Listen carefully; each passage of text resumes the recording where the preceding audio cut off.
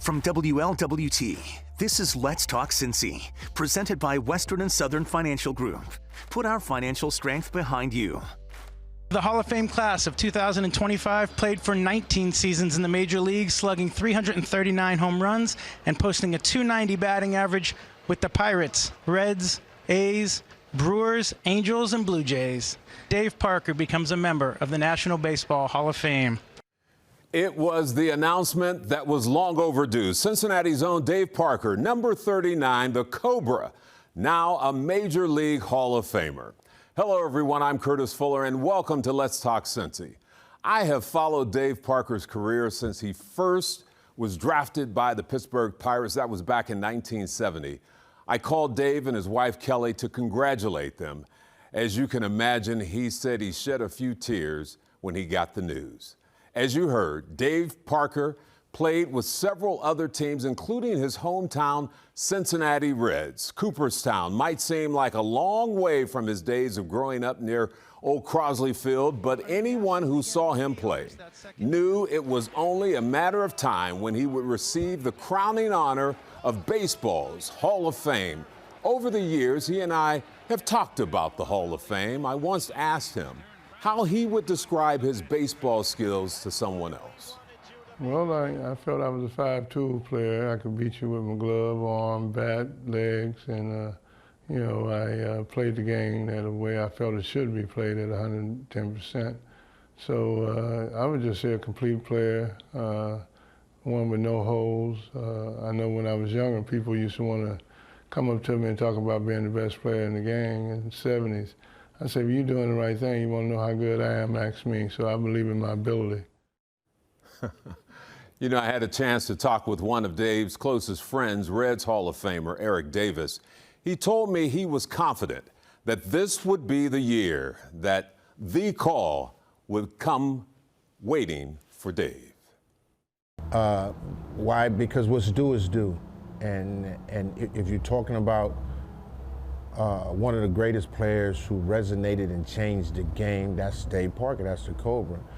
And I'm biased because I was able to see that up front. I'm a product of that environment because he was my pops. He took over where my dad was when I was away from home, and to have him and his family do the things for me that he did when I was 21 years old and stuff is just, like, you don't see that kind of stuff anymore, and that's probably what's wrong with the game, because you don't have those kind of veterans around who care about the well-being of young players.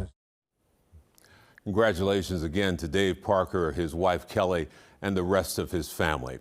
The Hall of Fame induction is July 27th next year. He's been waiting to give his speech for a long time. You know, I caught up with Eric Davis, who was in town to support his relative, well-known local entrepreneur Orlando Chapman, for the grand opening of a new wine bar downtown and to promote his new wine called Eric the Red. Yeah, it was kind of definitely doing a lot of research, because what I didn't understand was how intricate and how serious these wine drinkers are. I actually partnered with 3CDC about 14, 15 years ago, doing events on Fountain Square, Washington Park. We've done a bunch of ventures. So when I came to Christy Samad and told her that I was looking for brick and mortar, I told them what my needs were, for a space, plenty of parking, and she brought me to a site visit. And the first visit was this space. Yeah, and I was sold on it. Anytime I see or hear that he's getting something from the city, it really resonates with me, because I know how hard he works. So just his dedication to anything that he does is far beyond. Actually, we was talking about doing my wine before he even thought about doing something to wine about. Eric the Red. Eric the Red. Yeah, Eric the Red wine. Yeah. It was, actually that was something that Lando came up with. And it was just fitting that Chris Berman gave me that almost 40 years ago, back when ESPN, and he was giving nicknames, and he just didn't know what to call me, because he had something for everybody, and he the one that came up with Eric the Red, and it stuck. I've used it. I still use it. I'm known by it. It was crazy because I was on the plane and the guy showed me a slot that he had Eric the Red on his phone. That was his nickname on his phone. So it's there, it's here, and it was something that he thought would be perfect. I was never a wine drinker. Actually, my wife drinks more wine than I do, so when I mentioned it to her, she was excited about the opportunity, and then my girls was excited, so I have to give him all the kudos behind that because he talked about it, he talked about it, and he talked about it till he talked it in existence. Something to Wine About is located in downtown Cincinnati at 136 West 4th Street. It opens each day at 11 in the morning. You can call 513-417-8778 for more information. We'll be back in a moment.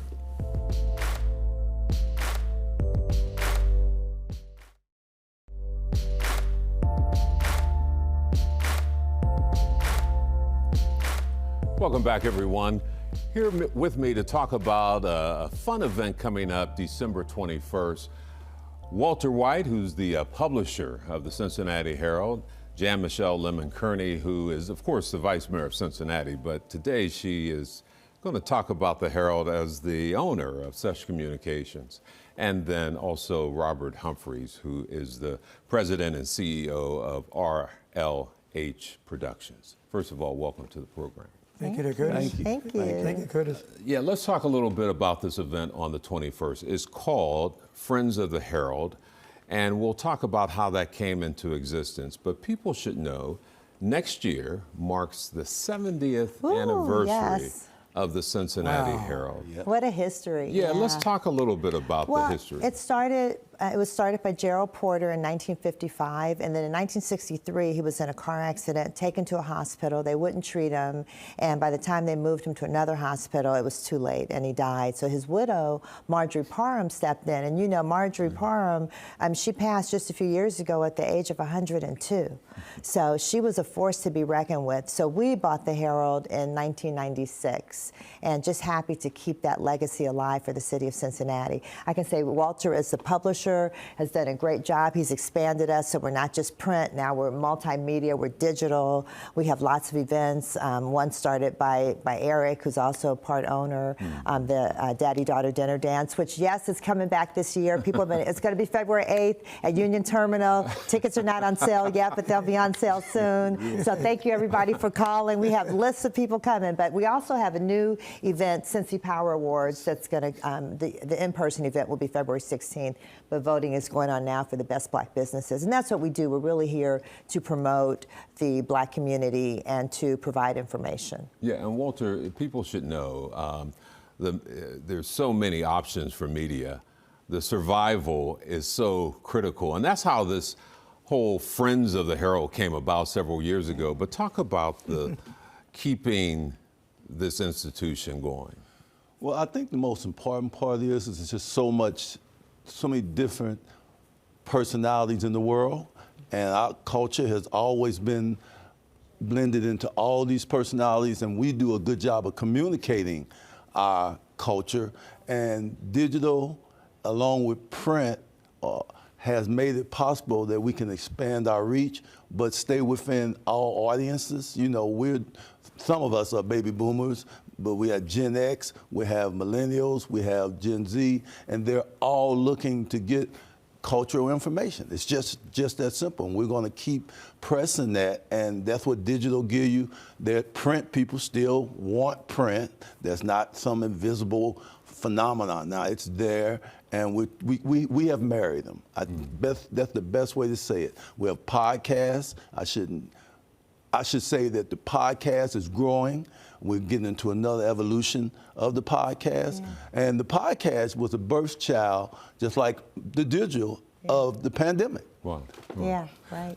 Bob, several years ago, we were sitting around, we go over to the Herald office and came up with this idea, Friends of the Herald. To encourage, encourage people to support the Herald. Right. Talk a little bit about that. Well, Curtis, thank you very much, for all of your services that you have done, in our community. And of course, my thank you to the Cincinnati Herald.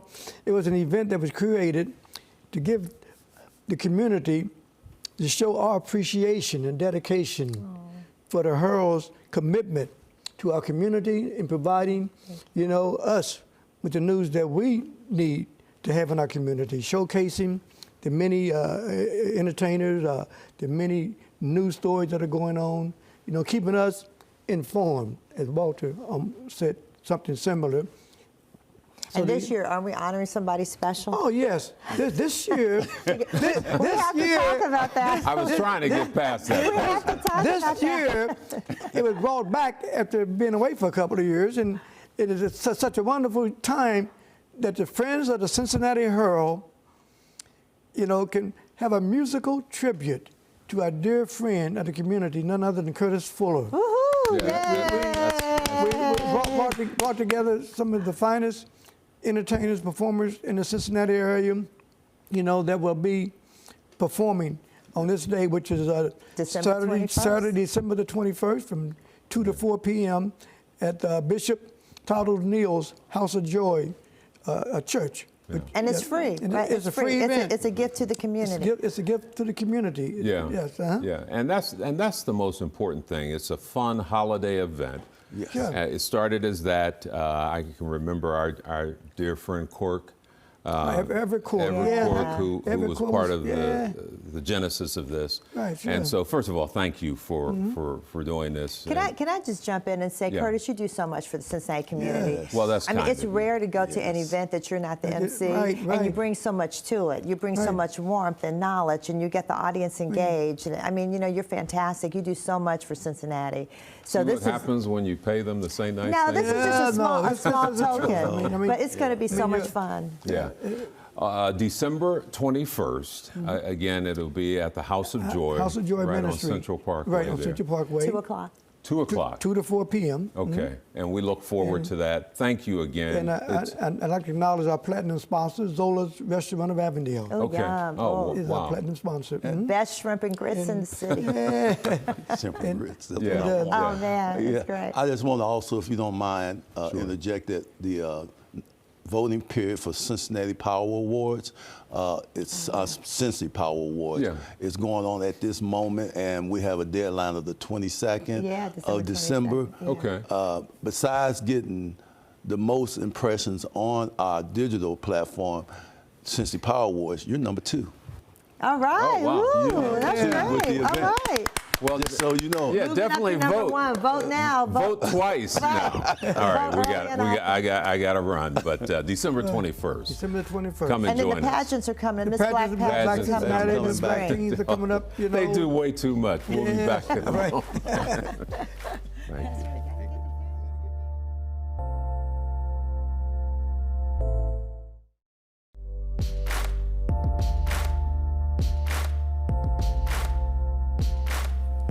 Welcome back, everyone. Here with me is someone I've known for a long time, Michael Williams, and he is Walnut Hills grad, an excellent musician. First of all, welcome to the program. We're going to talk about the event that you're involved with coming up a little bit later this month, but give folks your background and how this evolved, because you didn't just all of a sudden just start playing music. I mean, you saw some folks that you admired and said, I want to do that too. Absolutely. So the shortest version of the story is started playing the saxophone at age 10 in 5th grade. And it wasn't my primary choice of instrument, but it was one of those things where, you know, you had to choose an instrument. So I had an older cousin that played sax. So I said, okay, I'll play sax. And growing up, I had this amazing mentor and eventually became my saxophone teacher.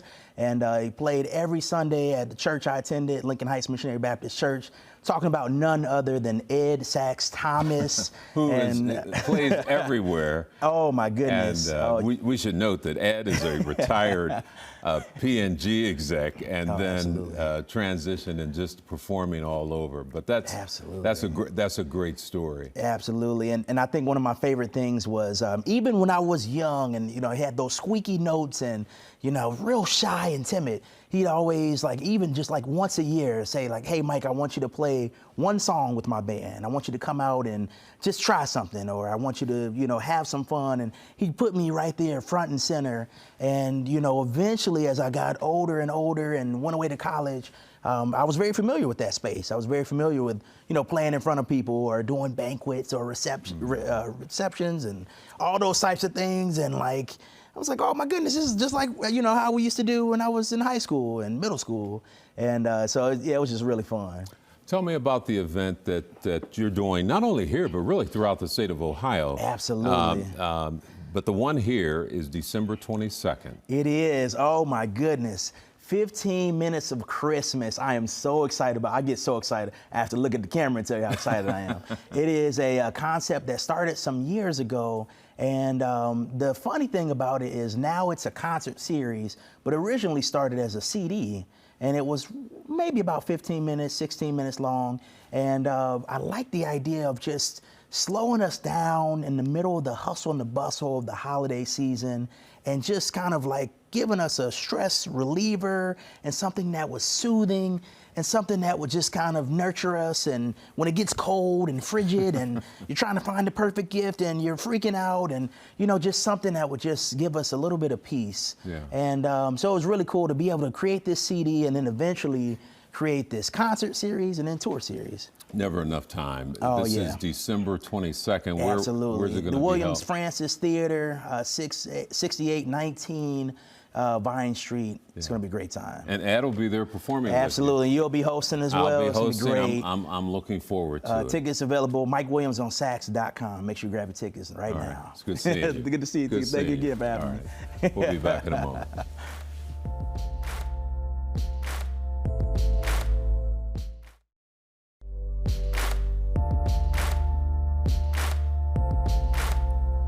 Finally today, there is one name that is synonymous with the holiday season here in Greater Cincinnati. That's the legendary broadcaster Ruth Lyons. The legacy of her community efforts continue. This is the 85th year for the Ruth Lyons Children's Fund. Let us entertain you. She started off in radio, and she was an intern. And at the time, radio programs were designed for women specifically to teach them how to cook and clean better, because they felt that's what women's interests were. Well, they could only be hosted by women. The woman who was the host of the show was gone. Ruth Lyons was an intern and the only other woman around. They brought her in to host the show. She thought that women valued more things than cooking and cleaning, and she opened up the subject matter, and the phones exploded and her radio career began because she thought women were interested in a lot of different things, and the sponsor loved what she did with her show. She leveraged that, and she understood the role of society and the value of individuals and people. So she would utilize her position to raise funds and raise awareness of different social issues, of women's issues. Back in 1937, there was the Great Flood around here. Ruth Lyons was involved in her radio show, and she actually leveraged her radio show to generate money to help the flood victims and to help the American Red Cross. So in 1937, she generated $56,000, which was the highest amount ever collected by the American Red Cross to relief of disaster. Her daughter, Candy, was hospitalized locally, and she was visiting Candy over Christmas and realized that the kids just got an orange as an extra present during the holidays. So she leveraged her personality in the media to start the Ruth Lyons Christmas Fund to ensure that all children hospitalized during the holiday season would get a gift of some kind. And it's just grown from there, from the 40s on up till today. I'm Sharon Roggenkamp. I'm a docent at National Voice of America Museum of Broadcasting. The museum really preserves not only the legacy of Voice of America and Bethany Station and its role through World War II and the Cold War and the present today in terms of radio reaching across the globe to listeners, but is the legacy of WLW, radio and television stations, the story of Pal and Lewis Crosley, the brothers who invented their media empire. This building preserves all of these exhibits, preserve all of those stories and history, but Ruth Lyons is a special star in our set of exhibits because of her influence and what she did, and some of these artifacts are very precious and rare. It is a rare artifact, and it was created in the years 1966-67. It shows the total amount raised, which was around $848,000 for the Ruth Lyons Christmas and Children's Fund. Today, that amount would be close to $7 million. So that was created especially to put on the set of the television show and show it to the viewers so that they could see how their contributions were very significant. We have TikTok and Instagram today. We have those influencers. Back in her decade and day, she was just as creative and influential. She did have a line of clothing that was designed and marketed here in the region. These dresses also sold with a heart pin. You could either buy the dress and the pin or get the pin so that you would be wearing the Ruth Lyons items. In the 1930s, you had massive cameras, you had massive, very hot lights, and when they were experimenting with television and she was on the set, she had live flowers. But underneath that heat and those spotlights, by the end of the show, they were tattered and in very poor condition. She still loved to throw that bouquet into the audience, and they were thrilled. But when they kept doing this, they were like, these flowers are horrible. And she said, you know, a second thing, I hate this ugly microphone. I would love to disguise it. So they did the artificial arrangements. They would often key them to the seasons. So that was really one of her signature trademarks, to have that microphone covered by the flowers. Even though she hasn't been on the airwaves in decades, her influence is felt. One of the things that we do to describe her efforts here is we kind of call her the first Oprah. She created that type of daytime talk television show that Oprah perfected and everybody knows. So her legacy lives on by those nice daytime TV talk shows where they interview people and they have the entertainment and just apply to a wide variety of interests. Just an amazing legacy, Ruth Lyons. We want to take a moment to thank all of you who have donated to our Ruth Lyons Children's Fund this holiday season. Now, you can do that by scanning the QR code on your screen, and you still have time to give. Again, you can also send to Post Office Box 59, Cincinnati 45202. Well, thanks for joining us. That does it for this edition of Let's Talk Cincy. I'll see you next time for another edition of Let's Talk. Have a good day and a better day tomorrow.